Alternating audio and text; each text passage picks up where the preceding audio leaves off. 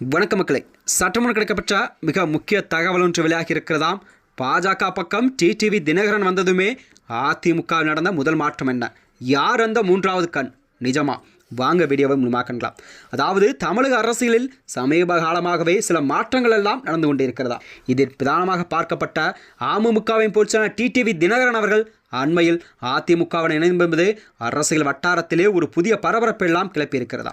அதாவது தினகரன் தன்னுடைய அமமுகவை அதிமுக பாஜக கூட்டணி இணைத்துதான் இது ஒரு முக்கிய பரிணாமமாக பார்க்கப்பட்டு வருகிறது.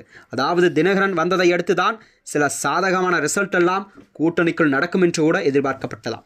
அதாவது அதே சமயம் அதிமுகவில் ஒரு முக்கிய மாற்றம் நடந்திருப்பதாக கூறப்படுகிறதா. ஜெயலலிதா மறைவுக்கு பிறகு தினகரன் சில தென் தமிழக மாவட்டங்களில் தனித்துவமான அரசியல் அடையாளத்தவே இருந்து வந்தார். குறிப்பாக சொல்லப்போனால் முக்குளத்தர் வாக்கு என்பது தென் தமிழகத்திலே ஒரு முக்கிய வாக்காக பார்க்கப்பட்டு வந்த நிலையில்தான் டிடிவி தினகரனை தனது கூட்டணிக்குள், அதாவது பேச்சுவார்த்தை கூட்டணி அழைத்த பிறகு கூட்டணி வைத்த பிறகுதான் அதிமுகவிற்கு கண்டிப்பாக தென் மாவட்டங்களில் கண்டிப்பாக 1% வாக்குகள் எல்லாம் கூடுதலாக பெறக்கூடும் என்ற நிலையில்தான் பார்க்கப்பட்டு வந்தது. கடந்த சில தேர்தலில் கூட அதிமுக மற்றும் அமமுக வேட்பாளர் ஒரே சமூக வாக்குகளை பங்கிடுவதால் தான் வாக்கு பிளவு என்பது ஏற்பட்டிருக்கிறது. இந்த பிளவு பல இடங்களில் கூட திமுகவுக்கு ஒரு சாதகமான வாக்கு சதவீதமாக மாறியிருக்கக்கூட சூழல்தான் உருவாகி இருக்கிறதா. அவ்வளவு ஏன், சில தொகுதியில் கூட தினகரன் குறைந்த அளவிலான வாக்குகள் முடிவை மாற்றக்கூடியதாகவும் இருக்கும். அதனால் தான் டிடிவி தினகரனை கூட்டணிக்குள் மிகப்பெரிய வாக்குகள் அளிக்காவினால் கூட சில முக்கிய தொகுதிகளில் அவரது வாக்குகள் முடிவை மாற்ற வைக்கக்கூடிய அளவில் தாக்கமெல்லாம் ஏற்படுத்தக்கூடிய வகையில் இருப்பதால் தான் டிடிவி தினகரனை கூடிய விரைவில் தனது கூட்டணிக்குள் அழைத்ததற்கான காரணமாகவும் இதை பார்க்கப்படுகிறதா. அதே சமயம் அதிமுகவின் உள்நிலை மாற்றங்கள் மற்றும் சற்று உற்றுநோக்க வேண்டியிருக்கிறது. தேசிய ஜனநாயக கூட்டணியில் அமமுக இணைந்த பிறகு தினகரனுடன் எடப்பாடி பழனிசாமி வாழ்த்துக்கள் பரிமாற்றம் செய்தாராம். இது சாதாரண அரசியல் மரியாதையாக இருந்தாலும் கூட கட்சியின் உள்ளமே லேசான அதிர்ச்சியெல்லாம் ஏற்படுத்தியிருக்கிறது. அது மட்டுமல்ல, முன்னாள் அமைச்சர் மற்றும் முக்கிய நிர்வாகிகள் தினகரனுடன் நெருக்கத்தில் இருப்பதாகவும் தெரிகிறதாம்.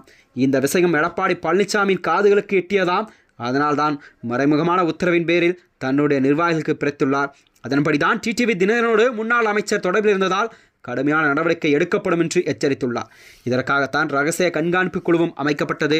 இந்த குழு முன்னாள் அமைச்சர் மற்றும் முக்கிய நிர்வாகிகளை தீவிரமாக கண்காணித்து வந்தது. இந்த நிலையில்தான் டிடிவி தினகரனை கூடிய விரைவில் தனது கூட்டணிக்கு கொண்டு வரப்பட பாஜக டெல்லி மேலிடமானது எடப்பாடிக்கு வலியுறுத்தி வந்தாகும் செய்தியாகவும் பார்க்கப்பட்டது.